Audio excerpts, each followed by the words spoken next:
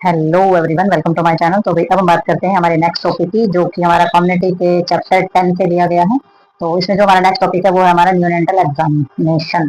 ठीक है, तो न्यूनेंटल एग्जामिनेशन का मतलब ये होता है कि छोटा जो नवजात शिशु होता है उसके एग्जामिनेशन कैसे किए जाएं, कैसे जाना जाए उसकी जो फिजिकल और मेंटल कंडीशन के बारे में। तो भाई फर्स्ट एग्जामिनेशन जो हमारा लिया जाता है, तो इन्होंने बताया कि जो पहला जो एग्जामिनेशन बेबी का किया जाता है, फर्स्ट एग्जामिनेशन जो बहुत जल्दी से जल्दी लिया जाता है आफ्टर बर्थ, यानी कि जन्म के बाद जल्दी से जल्दी हमारा पहला एग्जामिनेशन किया जाता है, और ये डिलीवरी रूम में ही लिया जाता है जहाँ बेबी पैदा हुआ है। तो वहीं पर इसका उसका एग्जामिनेशन स्टार्ट कर दिया जाएगा। नोट द जनरल कंडीशन, तो इसमें जो जनरल जो सामान्य जो कंडीशन होती है बेबी की, उसको नोट किया जाता है। जैसे कि बेबी का रंग देखा जाता है, कहीं नीला तो नहीं पड़ गया है, पीला रंग तो नहीं है, तो सबसे पहले बेबी के कलर को देखा जाएगा। कॉन्जिनेंटल अबनॉर्मलिटी देखी जाएगी कि बेबी के हाथ पैरों में या किसी प्रकार की विकृति तो नहीं है बेबी के अंदर, बेबी और बेबी का टेम्परेचर। तो ये जो होता है ये डिलीवरी रूम में एग्जामिनेशन कर ली जाती है तीनों चीजें। तो इसमें जो है कुछ और भी कंडीशन होती है। इफ फाउंड ऑन एग्जामिनेशन के दौरान कुछ और भी अगर कंडीशन पाई जाती है तो should be immediately reported and the medical officer. तो इसमें जो है अगर इस तरीके की कोई कंडीशन दिखे तो उसे तुरंत जो है मेडिकल ऑफिसर को आपने बताना चाहिए और ट्रीटमेंट स्टार्ट कराना चाहिए बेबी का। तो वो हमारी कौन कौन सी अबनॉर्मलिटी या कौन कौन सी कंडीशन है, तो सबसे पहले आ जाता है cyanosis of the lips and skin, या बेबी के जो होठ या फिर बेबी की जो स्किन अगर वो नीली पड़ गई है तो साइनोसिस। ठीक है, अगर जन्म लेते समय बेबी को किसी प्रकार की चोट लगी है तो भी आपने तुरंत बताना है। ब्लीडिंग हो रही है कोड से, यानी कि बेबी की जो कोड होती है, अम्बिलिकल कोड होती है, अगर उससे ब्लीडिंग हो रही है तो आपने जरूर बताना है। पोलर, अगर बच्चे का जो बेबी का जो कलर है अगर वो पीला पड़ गया है, और डिफिकल्टी हो रही है अगर बेबी को सांस लेते टाइम। ठीक है, और प्रेजेंट ऑफ वोमिटिंग, अगर बेबी को किसी तरीके की उल्टियां आ रही है, वोमिटिंग अगर हो रही है, जॉइंटिस पीलिया वगैरह अगर बेबी को दिखाई दे रहा है आपको, और इंफ्रंट ऑफ एनस, यानी कि जो स्टूल पास आउट करने का जो एरिया होता है अगर वो खुला नहीं है, अगर छिद्र नहीं है, तो यानी कि एनस नहीं है तो आपने तुरंत जो है वो डॉक्टर को बताना है। तो इसमें नेक्स्ट इन्होंने बताया है कि sign of cerebral irritation such of the twitching of the convolutions, rolling of eyes और नेक इरिटेड, यानी कि रिजिडिटी होती है जो नेक के अंदर, और बल्गिंग ऑफ द इंटीरियर फोनेंटल्स। तो इन्होंने कुछ साइन बताए हैं, जैसे कि जो ब्रेन का जो एरिया होता है, सेरिब्रल जो एरिया होता है उसके अंदर इरिटेशन होना। ठीक है, और किसी प्रकार की जो हमारा कन्वोल्यूशंस होना, यानी कि रोलिंग करना आंखों को। ठीक है, किसी प्रकार की विकृति होना, या फिर आंखों को, जैसे बच्चे की आंखें घूमती है ना, और गर्दन वगैरह कट जाती है, गर्दन भी नहीं हिलती, गर्दन भी मूव नहीं करती है, और फोनेंटल जो हिस्सा होता है अगर वो उभरा हुआ दिखाई दे तो, बल्किंग यानी जो को उभरा हुआ दिखाई दे तो ये जो हमारी चीजें होती हैं ये हमारी जल्दी से नोट की जाती है, क्योंकि ये हमारी कॉन्सिनेंटल सबनॉर्मलिटी के अंदर हमारी आ जाती है। लेकिन नेक की रिजिडिटी है या इसका, ये हमारी जो है ट्रीटेड प्रॉब्लम होती है, जो कि इनका जो है समाधान निकाला जा सकता है। तो ये सारी की सारी अगर चीजें हैं नॉर्मलिटी के अंदर आती है, ये कंडीशन जो है तुरंत इमीडिएट आपने रिपोर्ट करना है मेडिकल ऑफिसर को। ठीक है, तो नेक्स्ट देखते हैं इसमें हमारे एग्जामिनेशन और कौन कौन से हैं। जब दूसरा जो एग्जामिनेशन है, दूसरे एग्जामिनेशन के अंदर क्या क्या देखेंगे बेबी के अंदर, तो सेकंड एग्जामिनेशन में क्या चाहिए कि पेरिफेरल्स बाय द पीडियाट्रिक्स, जो हमारे पीडियाट्रिक्स होते हैं, पीडियाट्रिशियंस यानी कि बेबी के, यानी कि बाल रोग विशेषज्ञ जिसको बोल देते हैं, स्पेशल बच्चों के जो डॉक्टर होते हैं, 24 घंटे के अंदर वो सारा का सारा मेजरमेंट जो बेबी का करते हैं, और बेबी को एग्जामिन किया जाता है हेड से फुट तक, सर से पांव तक बेबी का जो है स्पेशली सिस्टमेटिकली बेबी का जो एग्जामिनेशन किया जाएगा ग्रेट डिटेल के साथ। तो इसमें मेजर द बेबी को सबसे पहले मापा जाएगा बेबी को, तो उसका मेजरमेंट करेंगे। ब्रेथ वेट देखेंगे कि जन्म के समय बेबी का वेट कितना, वजन कितना है। तो birth weight is one of the breath indicator, तो जन्म के समय जो है हेल्थ का इंडिकेटर होता है वेट। अगर बेबी कम वेट के साथ पैदा हुआ तो पहले बोल सकते हैं कि बेबी वीक है। ठीक है, तो जो बर्थ वेट जब हम देखते हैं तो हेल्थ इंडिकेटर होता है, वो अच्छे तरीके से हेल्थ के बारे में मतलब दर्शा देता है कि बच्चे की हेल्थ कैसी है। और it reflect of the intrauterine growth and the seems of development of the sum of extend the development of the child during the first few year of life. तो इन्होंने बताया है कि जो हम जैसे बेबी का वेट कम दिखाई दे रहा है तो उससे क्या पता चलता है, उससे पता चलता है कि बेबी की जो यूट्रस के अंदर जो ग्रोथ हुई है, ठीक है, तो बेबी की जिस जैसे भी यूट्रस के अंदर जितनी भी हमारी ग्रोथ हुई है उसका बेबी का विकास कितना होगा।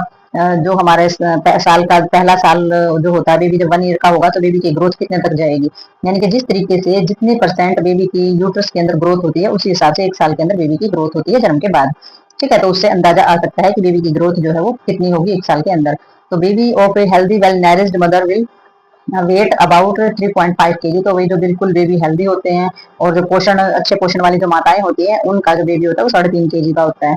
ठीक है, in most part of India, और इंडिया के अंदर अगर बच्चों का वेट जो देखा जाए तो उसमें जैसे कि 2 kg 700 ग्राम या 2 kg 900 ग्राम, इतने तक हमारा इसके बीच में ही बेबी का वेट पाया जाता है और इसी को हेल्दी मान लेते हैं। लेकिन जो बढ़िया हेल्दी जो बच्चे होते हैं 3 से 3.5 किलो के होते हैं।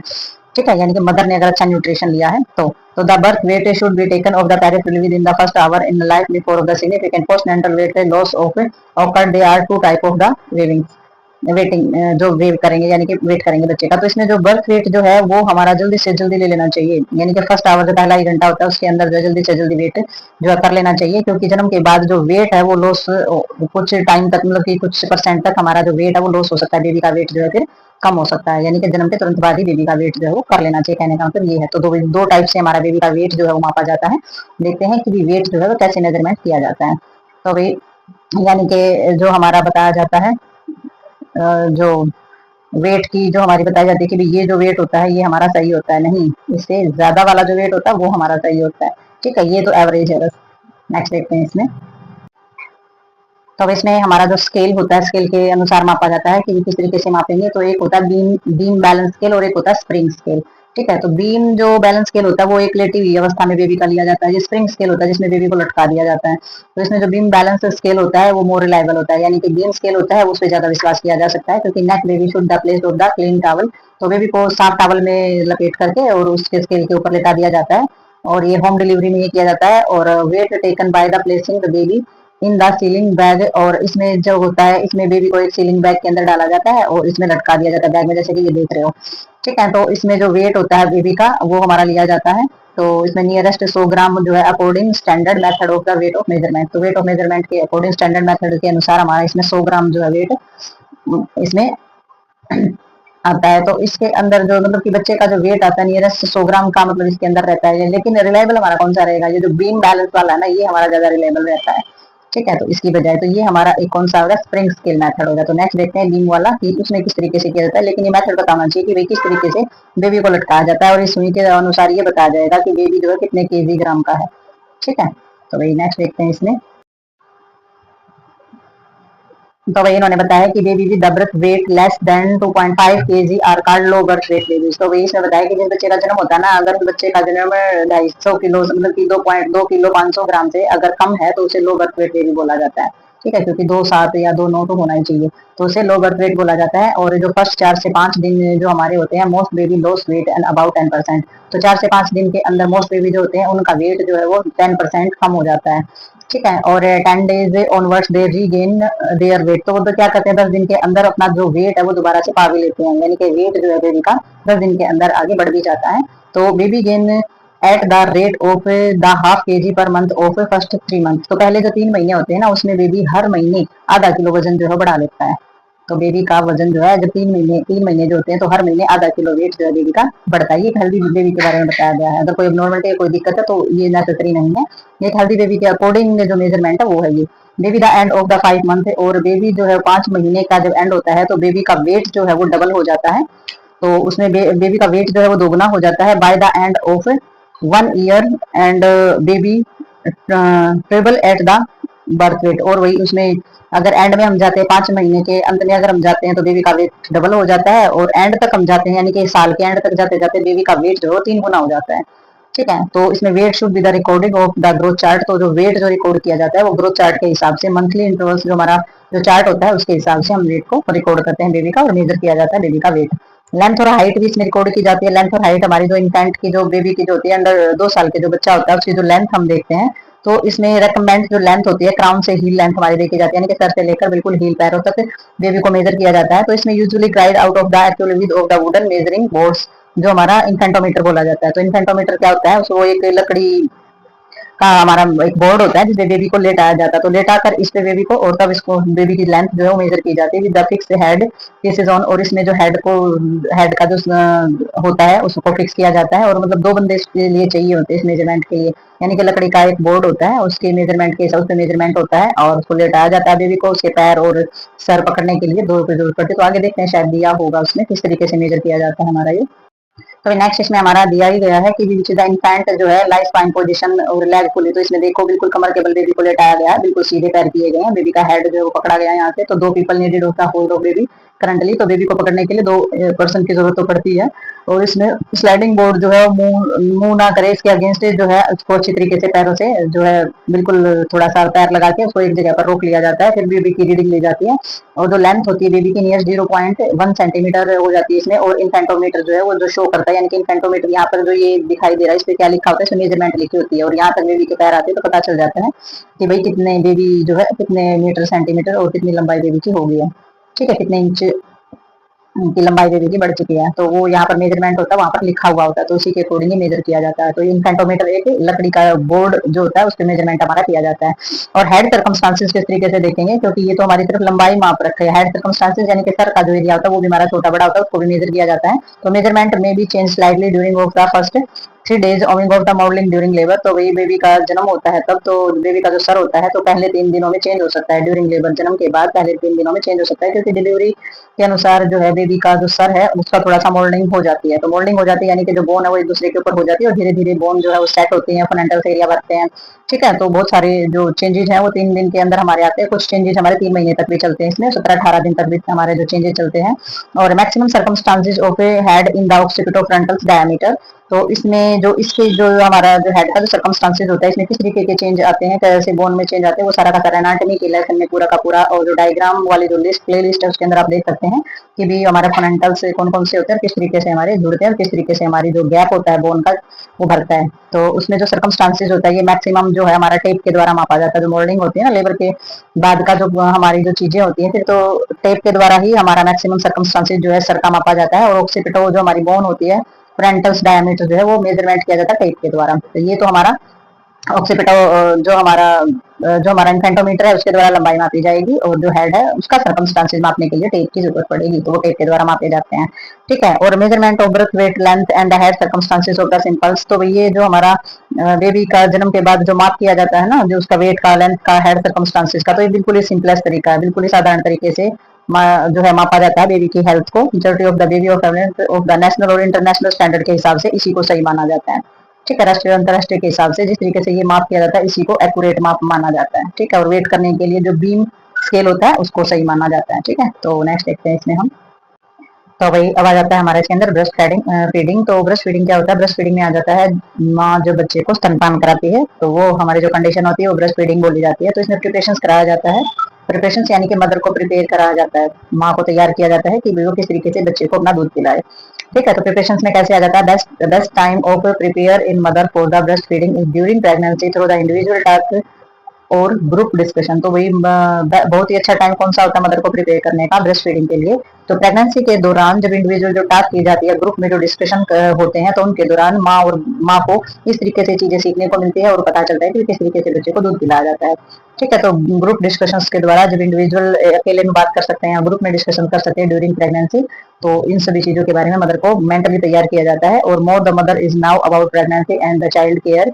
तो वही इसमें सारा का सारा मदर को जो है प्रेगनेंसी के बारे में या बच्चे की केयर के बारे में, और बेटर केयर किस तरीके से करा सके, able to feed and care of her baby, कि वो अपने बच्चे को कैसे दूध पिलाए और अपने बच्चे की देखभाल कैसे कर सकते हैं, ये सारी की सारी चीजें जो है उनको बताई जाती है ताकि वो मेंटली प्रिपेयर हो सके अपने बच्चे के लिए। Following are the most important point जो डिस्कस किए जाते हैं हमारे, मदर को कौन कौन सी चीजें बताई जाती है और कौन कौन सी चीजें प्रमोट की जाती है ब्रेस्ट फीडिंग के लिए, उसमें हमारी चीजें आ जाती है जैसे कि न्यूट्रिशन। तो माँ को वही सबसे पहले आप पोषण के बारे में बताएंगे कि mother should be encouraged to eat the advocates of the balance. तो वही जो माँ बच्चे को दूध पिला रही है तो सबसे पहले उसे अपनी डाइट में बहुत अत्यधिक जो है बहुत अच्छी जो डाइट है वो लेनी है, डाइट इंक्रीज करनी है, अच्छी भी लेनी है, ज्यादा भी लेनी है और क्वालिटी वाली भी लेनी है। ठीक है, तो न्यूट्रिशन के बारे में आप मदर को जरूर समझाएंगे एज ए डिस्कशन, चाहे आप इंडिविजुअल टॉक कर रहे हैं चाहे आप ग्रुप के साथ डिस्कशन कर रहे हैं, तो न्यूट्रिशन के बारे में मदर को आप जरूर बताएंगे।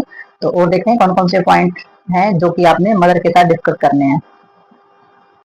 तो वही इसमें सबसे पहले जो हमारा बताया है जैसे कि न्यूट्रिशन ही बताया है, तो न्यूट्रिशन में diet during pregnancy and child. तो जो डाइट होती है ड्यूरिंग प्रेगनेंसी बच्चे के लिए, तो इसमें क्या बताया इन्होंने कि bearing period to be able to store fat in the body. तो इन्होंने बताया है कि वो जो हमारी प्रेगनेंसी होती है ना, प्रेगनेंसी के दौरान मदर के अंदर जो फैट स्टोर होना बहुत ज्यादा जरूरी होता है बॉडी के अंदर, क्योंकि ये क्या करता है, reverse the fat of the necessity for significant milk production later. जो डिलीवरी के से पहले जो हमारा 9 महीने का जो टाइम होता है ना, ड्यूरिंग प्रेगनेंसी का जो टाइम होता है, उसमें मदर बहुत अच्छा पोषण लेती है, बहुत अच्छे से डाइट लेती है, तो उसकी बॉडी में जो फैट जमता है, यानी कि जो लेडीज का वेट बढ़ता है 10 से 12 kg, वो बढ़ना बहुत ज्यादा जरूरी है, वो फैट होना बहुत ज्यादा जरूरी है, क्योंकि जब डिलीवरी हो जाएगी ना तो उसके बाद जो है वो मिल्क प्रोडक्शन के काम आता है वो सारा का सारा फैट, उससे क्या होता है दूध जो है बच्चे को मिलता है। ठीक है, नेक्स्ट उन्होंने दूसरा पॉइंट बताया लेस हैवी वर्क। तो वही ज्यादा हैवी यानी कि भारी भरकम काम नहीं करना होता है मदर को, तो इससे बचना चाहिए। और mother should be also try the conserve energy. तो इसमें भैया आपने क्या करना है, एनर्जी बचानी चाहिए मदर को, ज्यादा से ज्यादा एनर्जी को बचाओ। Doing less heavy physical work. तो जो हैवी वर्क होता है, फिजिकल वर्क होता है, यानी कि वजन वगैरह उठाने का जो वर्क होता है उससे भी बचना चाहिए।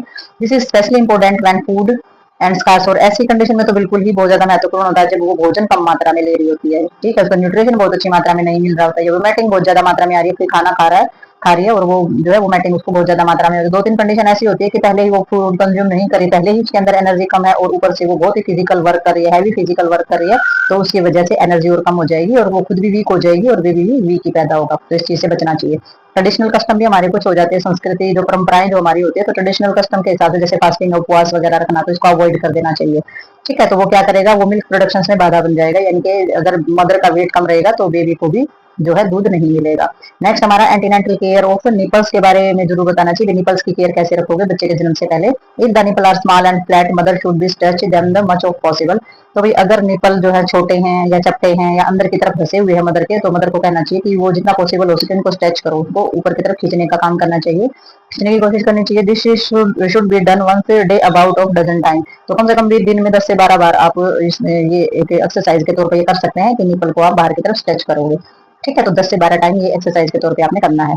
तो इससे रोमिंग इन का मतलब हो जाता है मदर और baby need to be kept together as soon possible after birth, तो भाई बच्चा और माँ जो होते हैं, बच्चे के जन्म के बाद जितना भी पॉसिबल हो सके माँ और बच्चे को जो है बिल्कुल एक साथ रहने की जरूरत होती है, बच्चे को माँ के साथ रखना जरूरी होता है। Help to establish bonding and the stimulate milk production, तो इसमें क्या होता है, माँ और बच्चे की जो है वो बॉन्डिंग अच्छी बन जाती है और इससे मिल्क प्रोडक्शन में हेल्प मिलती है, यानी कि दूध जो है वो बहुत अच्छे तरीके से बेबी पी पाएगा और मदर की जो प्रोडक्शन है मिल्क की वो बहुत अच्छे से हो पाएगी, ठीक है। इसलिए माँ और बच्चे को पास रखना जरूरी होता है। नेक्स्ट हमारा आ जाता है इसमें प्राइवेसी, तो प्राइवेसी कहते हैं some mother may be prefer of the breast feeding in privacy, कुछ जो माताएं होती हैं उनको बच्चे को दूध पिलाने के लिए प्राइवेसी की एकांत की जरूरत होती है। This will be help them the relax and the milk will flow more easily, तो इसमें क्या होता है, वो प्राइवेसी एकांत पसंद करती हैं और उनको इस चीज में मदद मिलती है कि वो रिलैक्स होती हैं और जो मिल्क फ्लो होता है वो भी बहुत इजीली फ्लो करता है, यानी कि मिल्क का प्रोडक्शन जो है बहुत ही इजीली फ्लो होता है फिर। तो mother should be breast feeding wherever of the feel relax and comfortable, तो माँ को बच्चे को जो है दूध वहीं पर पिलाना चाहिए जहां पर वो फील रिलैक्स फील करे और कंफर्टेबल फील करे, ठीक है। उसी तरीके से और ऐसी जगह पर अगर वो प्राइवेसी पसंद करती है तो प्राइवेसी में ही उसको दूध पिलाना चाहिए। वोरी चिंता, worry can of the interfere within the let down reflect and normal flow of milk, और अगर आप किसी बात से को लेकर के चिंतित हैं तो आप जब चिंता करते हैं तो ये क्या कर सकता है, ये इंटरफेयर कर सकता है, यानी कि मदर का जो नॉर्मल फ्लो होता है ना, मिल्क के प्रोडक्शन होने का जो नॉर्मल फ्लो होता है वो कम होना स्टार्ट हो जाएगा अगर आप किसी चीज को लेकर के चिंतित हैं, तो बेबी का दूध पूरा नहीं मिलेगा क्योंकि मिल्क प्रोडक्शन जो है मदर के द्वारा नहीं हो पाएगा अगर मदर ज्यादा चिंतित है तो ये हमारे कुछ पॉइंट थे ब्रेस्ट फीडिंग को लेकर के। ब्रेस्ट फीडिंग का जो बचा हुआ जो पार्ट है वो हम नेक्स्ट वीडियो के अंदर करेंगे। ब्रेस्ट फीडिंग की इंपॉर्टेंस क्या होती है, प्रिंसिपल्स क्या होते हैं, प्रॉब्लम्स कौन कौन सी आ जाती है, तो वो सारी की सारी चीजें हम डिस्कस करेंगे नेक्स्ट वीडियो के अंदर। तो ये जो टॉपिक है, ये जो वीडियो है, यहीं पर होती है खत्म। तो मिलते हैं नेक्स्ट वीडियो नेक्स्ट टॉपिक के साथ, तब तक के लिए बाय बाय।